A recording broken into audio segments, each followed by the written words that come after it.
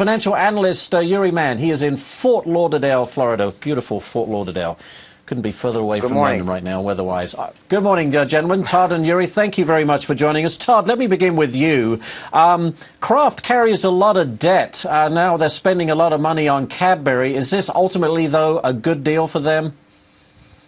Well, it could be a good deal for them. I mean, if anything, they had to move out geographically. They had to expand their horizons. This allows them to do that. They're now able to go overseas. And in this 21st century globalization world, they need to find new ways to enter new target markets. And this is the ideal solution for them. However, the amount of debt is a concern. I am very surprised that Warren Buffett is agreeing to this deal, considering that they are $3 billion more than the original offer right now. But it is what it is.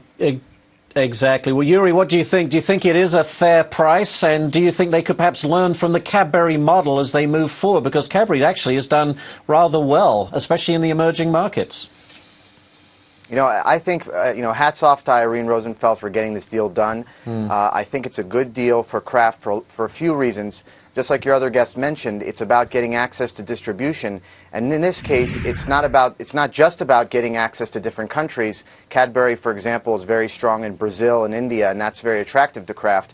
But it's also getting access to different types of distribution. Remember, most of Kraft's products are sold in grocery stores, which are not, that type of distribution is not quite as profitable as selling through convenience stores, which is what Cadbury does. So they're going to be able to get higher profit margins for some of their products by this new methods of distribution. But you know what? It's a shame to see this deal happening today. I really enjoyed the last 4 months of all this public sparring and all the name calling between the CEOs. It's going to be interesting to see what happens going forward. I would bet that if Irene gets her way, she's going to move a lot of the production out of the United Kingdom to save costs, and that's a shame for Cadbury. But I bet you Cadbury management's getting a lot of control to make this deal happen. Yeah, and there's been a lot of nationalistic comments too here in the UK. 5,600 employees here work for Cadbury, and they're very, very nervous for their jobs right now. Todd, let me ask you, let's talk about the other competitors here. What about Hershey? They obviously I don't think they had the money really to come in to buy Cadbury, and where does that leave them competitively? Well, they definitely don't have the money, because if they had the money, they would have made a bid by now, and there's no way they can top $19.6 billion. But competitively, they're going to have to stick domestically here. I mean, I know they wanted to look for a little bit of a gravitas partner that they would have had with Cadbury and it expand overseas, but it's not going to work for them. I think Hershey's going to have to look for another distribution outlet, maybe team up with another company. I don't know who else would be out there, though, but they're going to have to look fast, actually, if they want to remain competitive. Well, Yuri, what do you think? Do you think we're going to see more M&A activity in the chocolate industry, if you like? And who would be likely candidates? Well, off the top of my head, I'm not sure who the right candidates would be for Hershey, but Hershey has to do something. Now it's entrenched in a slow growth market in the United States. There's not a large population growth, in terms of, chocolate versus the confectionery candy business.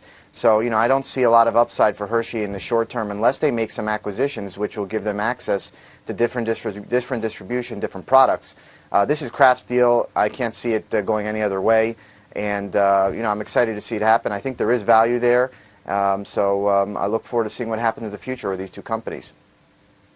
But as Yuri says, what are we going to talk about now? All right, Todd and Yuri, thank you so much. Appreciate your feedback on the Kraft apparently taking over Cadbury. Thank you, gentlemen. Let's go back to Jenna in New York. We do have another big name to talk about this morning, despite what you might think, Ashley, talking a lot about candy. We also have Citigroup. Citigroup reporting results this morning. We're expecting that report in about an hour from now. The big bank is expected to lose 33 cents a share. Revenue of $18.4 billion. Investors are going to be watching for what the bank says about bad loans still on its books. Now, on Friday, J.P. Morgan said it set aside about $2 billion to cover additional loan losses